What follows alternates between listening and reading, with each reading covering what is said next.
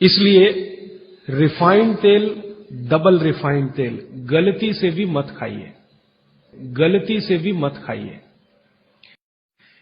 बहुत कम चीजें ऐसी हैं प्रकृति में जो वात, पित्त, कफ तीनों को एक साथ ठीक रखें।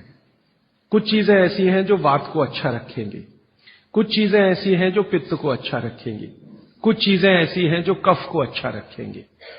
वात को अच्छा रखने वाली सबसे अच्छी चीज जो आपके घर में है वो है तेल।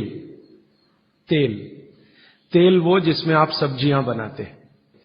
लेकिन उन्होंने एक शब्द पर जोर दिया है कि तेल का माने शुद्ध तेल। तो शुद्ध तेल का माने तेल की घानी से निकाला हुआ सीधा सीधा तेल, बिना कुछ मिलाए हुए सीधा सीधा तेल, उसमें कुछ नहीं मिलाया, मतलब नॉन रिफाइंड तेल। तो भागवत जी का निवेदन है कि आप तेल शुद्ध खाइए, माने रिफाइंड तेल मत खाइए, डबल रिफाइंड तेल मत खाइए। अब आप कहेंगे जी क्यों नहीं खाएं, डॉक्टर तो यही बोलते हैं कि रिफाइंड खाओ, डबल रिफाइंड खाओ तो आपको हृदय घात नहीं आएगा वगैरह वगैरह। ये जो रिफाइंड तेल है मैंने इनको देखा है कैसे रिफाइंड किया जाता है, आप भी देख लें, कभी मौका मिले तो बहुत अच्छा होगा। किसी भी तेल को रिफाइंड करने में 6 से 7 केमिकल इस्तेमाल होते हैं और डबल रिफाइंड करने में 12 से 13 केमिकल इस्तेमाल होते हैं। वो सब केमिकल मनुष्य के द्वारा बनाए गए हैं प्रयोगशाला में। भगवान का बनाया हुआ एक भी केमिकल तेल को रिफाइंड नहीं कर सकता। भगवान का बनाया हुआ माने प्रकृति का दिया हुआ, जिसको आप अंग्रेजी में कहते हैं ऑर्गेनिक।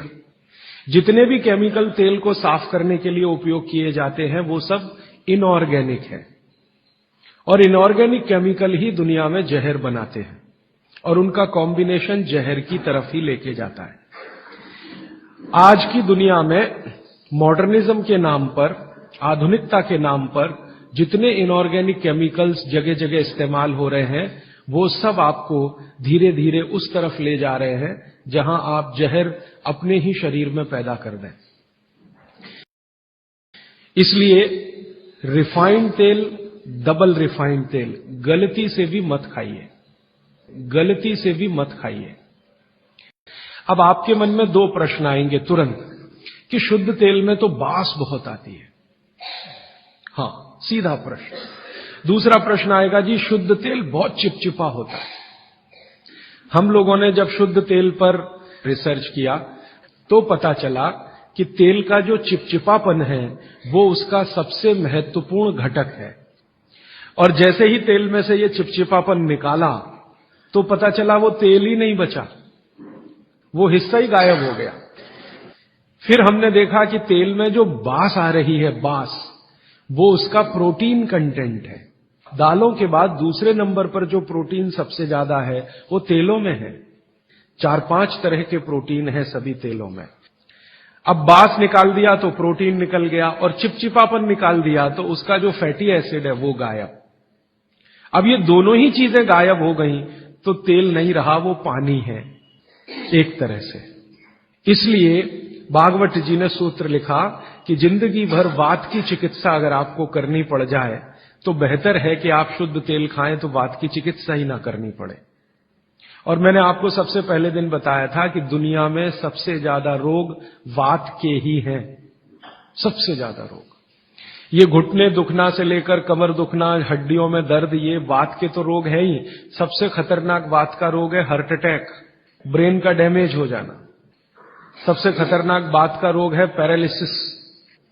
फिर मैंने देखना शुरू किया कि हिंदुस्तान में ये रिफाइंड तेल कब से आए। आज से 50 साल पहले तो कोई जानता नहीं था कि रिफाइंड तेल क्या होता है। ये पिछले 20-25 वर्षों में आए हैं रिफाइंड तेल। कुछ कंपनियां निकली इस देश में, कुछ विदेशों से आई, कुछ हिंदुस्तानी कंपनियां, दोनों ने मिलकर रिफाइंड तेल का चक्कर चलाया। रिफाइंड तेल बहुत अच्छा है, बहुत अच्छा है। अब ये बहुत अच्छा उन्होंने कहा, किसी ने माना नहीं, तो डॉक्टरों से कहलवाया, बहुत बड़े बड़े डॉक्टरों से कहलवाया। इन डॉक्टरों के साथ मैंने जब वार्ताएं करना शुरू किया, खासकर बंबई के कुछ डॉक्टरों को जो हर समय ये प्रेस्क्रिप्शन के साथ कहना नहीं भूलते कि तेल सफोला का ही खाना या तेल ये ही खाना, तो मैंने कहा डॉक्टर साहब सफोला से आपका क्या रिश्ता है? ये क्यों नहीं कहते तेल तिल का ही खाना? ये क्यों नहीं कहते तेल नारियल का ही खाना? ये क्यों नहीं कहते तेल मूंगफली का ही खाना? ये सफोला कहां से आ गया? तो वो डॉक्टर तो नहीं बताते, लेकिन उनकी पत्नियां बताती हैं कि वो सफोला वाला आता है ना, तो डॉक्टर साहब को कभी रेफ्रिजरेटर दे जाता है, कभी टेलीविजन दे जाता है, कभी डॉक्टर साहब और मुझे मिला के नेपाल की यात्रा करा देता है, कभी हमारे बच्चों के साथ हमको अफ्रीका की सफारी दिखा देता है। तो ये है चक्कर सारा कि एक तरह से किकबैक डॉक्टर साहब को प्रत्यक्ष और परोक्ष रूप से मिल रही है। इसलिए डॉक्टर साहब बार बार कह रहे हैं कि सफोला का तेल खाना। अब ये सफोला का तेल हमने लेकर टेस्ट किया लेबोरेटरी में। सूरजमुखी का तेल जो अलग अलग ब्रांड का है वो टेस्ट किया लेबोरेटरी में। दिल्ली में all India institute of medical sciences के कई डॉक्टरों को इसमें इंटरेस्ट हुआ कि बात तो ये गहरी है, इस पे काम करके देखना चाहिए। तो वो डॉक्टरों ने जो कुछ भी निकाल के दिया है रिसर्च के रूप में, है तो बहुत मोटा हिस्सा, अगर बात करूं तो बहुत दिन बीत जाएंगे, उसका निष्कर्ष एक वाक्य में बता देता हूं कि तेल में जैसे ही आप बांस को निकालेंगे और उसका चिपचिपापन हटाएंगे, वो तेल ही नहीं रहता, तेल के सारे महत्वपूर्ण घटक निकल जाते हैं। और डबल रिफाइंड में तो कुछ भी नहीं बचता। डबल रिफाइंड तो बिल्कुल छूछ है, कुछ है ही नहीं उसमें, और आप उसको खा रहे हैं। तो तेल के माध्यम से शरीर को जो कुछ चाहिए वो मिलता नहीं। आप बोलेंगे जी तेल के माध्यम से हमारे शरीर को क्या मिलता है। मैं बार बार एक शब्द पे आपको ध्यान लाया, HDL, हाई डेंसिटी लिपोप्रोटीन। ये तेलों में से ही आता है आपके शरीर में। वैसे तो ये लीवर में बनता है, लेकिन तेल खाएं तब, खाएंगे नहीं तो बनेगा नहीं है। तो शुद्ध तेल आप खाएं तो आपके लीवर की मदद से HDL आपके शरीर में बेहतरीन स्थिति में रहे। और ये HDL ही है जो आज की रिसर्च बताती है जो वात को कंट्रोल कर सकता है, HDL ही है।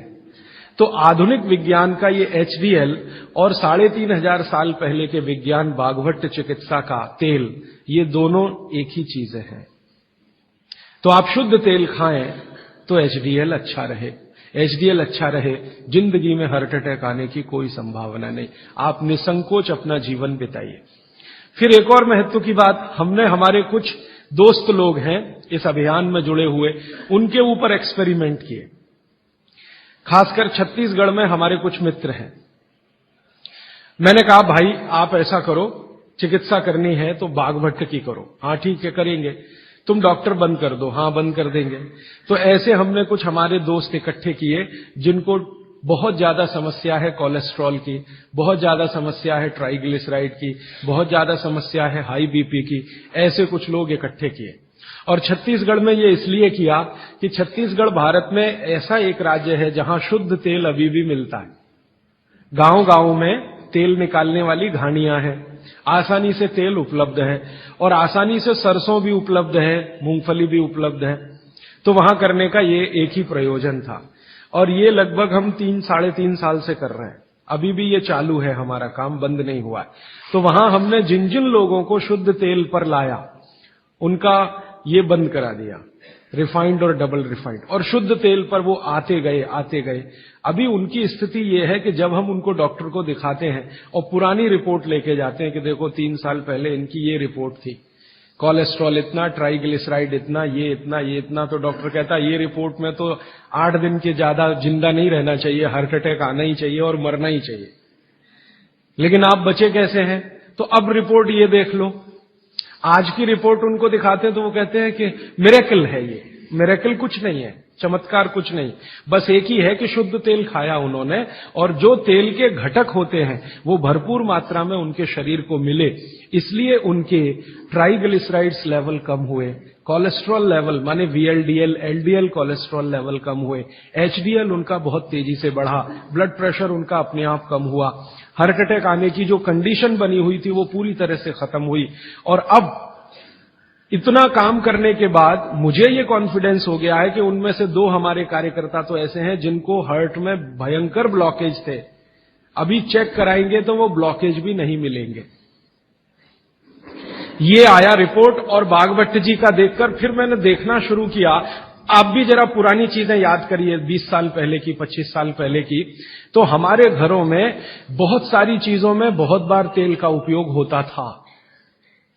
और तेल के साथ घी का उपयोग तो और भी ज्यादा होता था। तेल और घी एक ही कैटेगरी मान लें आधुनिक विज्ञान के हिसाब से। वैसे आयुर्वेद के हिसाब से दोनों अलग कैटेगरी हैं, लेकिन 1 मिनट के लिए मान लें हम, कितने बार हम घी का उपयोग करते थे घरों में। शीरा बना रहे हैं, हलवा बना रहे हैं, बिना घी के बन नहीं रहा है। दाल में घी खा रहे हैं, रोटियों पे घी खा रहे हैं, सब्जियों में घी खा रहे हैं, और फिर सब्जियां तेल में बना रहे हैं। आप जरा कल्पना तो करिए, कितनी जगह तेल तेल तेल, कितनी जगह घी घी घी। और 40 साल पहले मैंने तो नहीं सुना, पता नहीं आपने सुना, मेरे पिताजी को मैं पूछता हूं कि कितने हार्ट अटैक होते थे, तो मेरे पिताजी कहते अपने परिवार में तो एक भी नहीं हुआ। शायद आप 40 साल पहले के अपने परिवारों को देखें तो आपको भी पता चलेगा किसी को नहीं हुआ।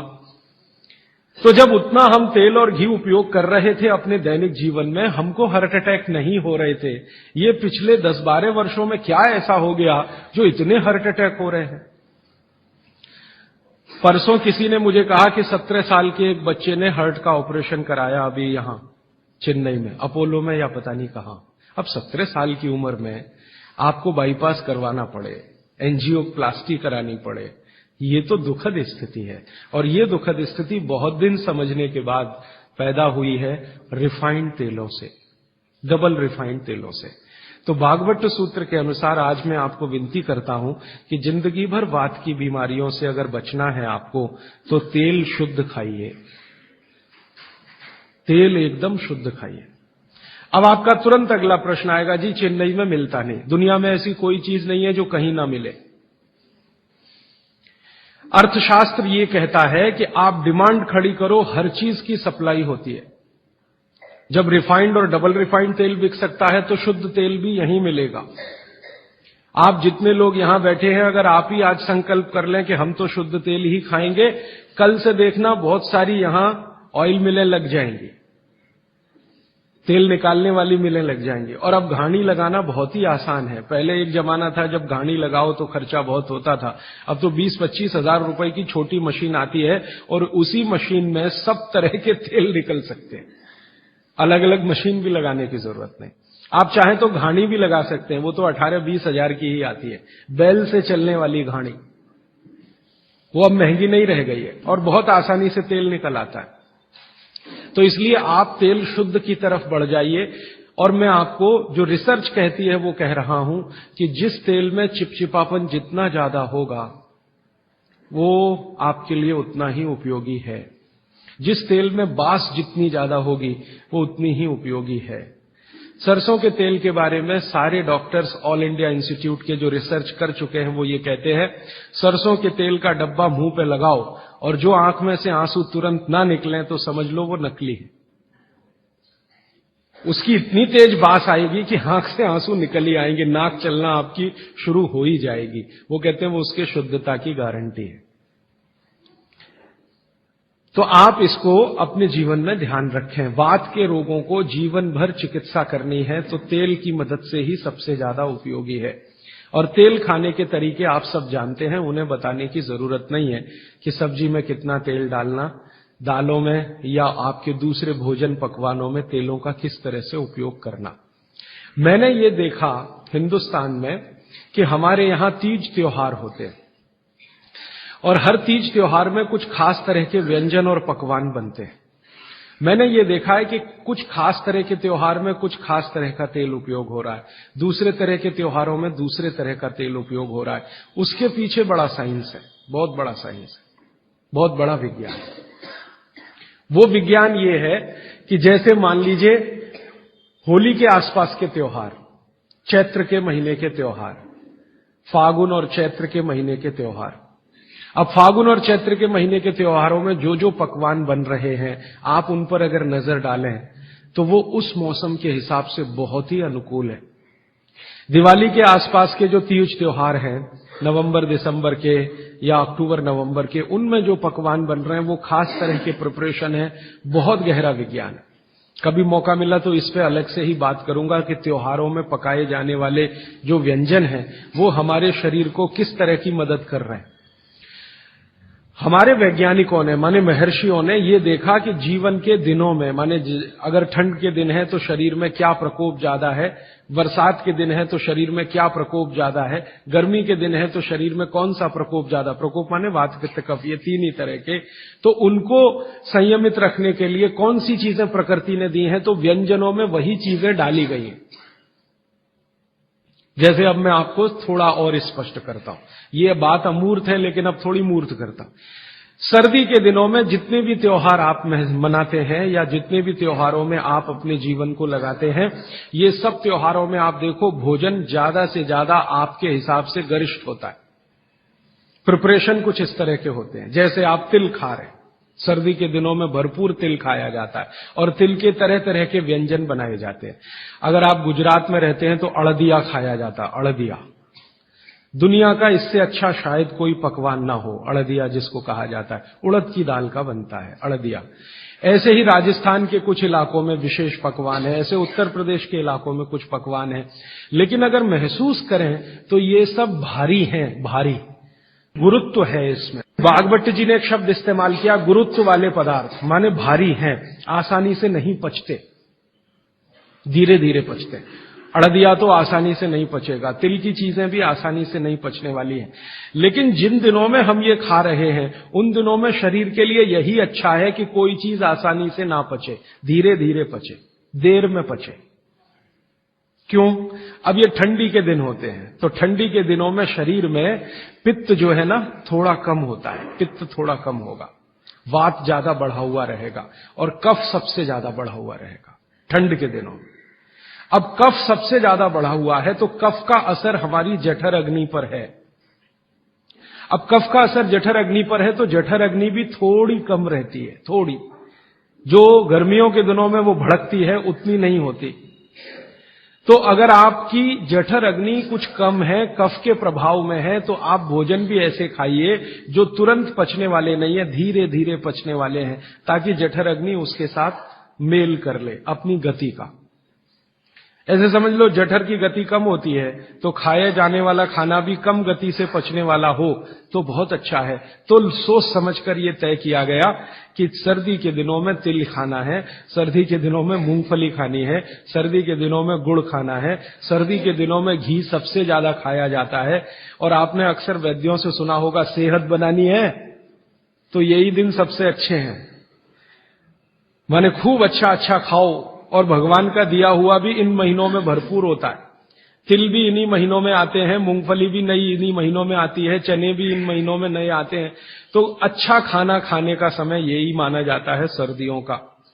और अच्छा खाना वो जो गुरुत्व वाला है, गुरुत्व वाला वो जो थोड़ा धीरे धीरे धीरे धीरे पचता है। तो कितना बड़ा मेल बिठाकर हमारे लोगों ने हमारे व्यंजनों को त्योहारों के साथ जोड़ा। गर्मी के दिनों में उल्टा होता है, गर्मी के दिनों में आपका पित्त भड़कता है, माने अग्नि तीव्र है, तो आप ऐसा खाना खाओ जो जल्दी हजम हो जाए। बारिश के दिनों में सम रहता है, पित्त जो है बहुत ही कम होता है। तो बारिश के दिनों में यह कहा जाता है कि भैया सबसे हल्का खाना खाओ बारिश के दिनों में, क्योंकि पित्त उस समय सबसे कम है। और कई बार तो कहते हैं जी एक ही बार खा लो तो अच्छा है बारिश के दिनों में। और जैन समाज वाले तो जानते हैं कि बारिश के दिनों के खाने में बहुत रिस्ट्रिक्शन है। क्यों जी? ऐसा खाना तो आप खा ही नहीं सकते जिसमें पानी बहुत हो, क्योंकि शरीर में ही पानी बहुत होता है उस समय, प्रकृति के हिसाब से शरीर चलता है। तो बारिश के दिनों में अक्सर आपने सुना है जैन साधु संतों के मुंह से कि हरा पत्ती का सब्जी मत खाओ, हरा सब्जियां मत खाओ, ये वगैरह वगैरह। हरे पत्ती की सभी सब्जियां बहुत पानी भरी भरी, पानी शरीर में ही पहले से ज्यादा है क्योंकि बारिश में नमी ज्यादा है। तो आप ज्यादा पानी के शिकार होंगे। ज्यादा पानी भी अच्छा नहीं है, कम पानी भी अच्छा नहीं है। तो इसलिए साधु संत जो कहते हैं वो भी कुछ विज्ञान के आधार पर कहते हैं। बस अंतर इतना ही है कि हमारे दिमाग में क्यों इतना गहरा घुसा हुआ है कि जब तक क्यों एक्सप्लेन कोई नहीं करता हम ना उसकी बात सुनते हैं ना मानते। तो अपने देश में भागवत जी के अनुसार वात की चिकित्सा जिंदगी भर अच्छी रहे आपकी, तो तेल शुद्ध खाएं।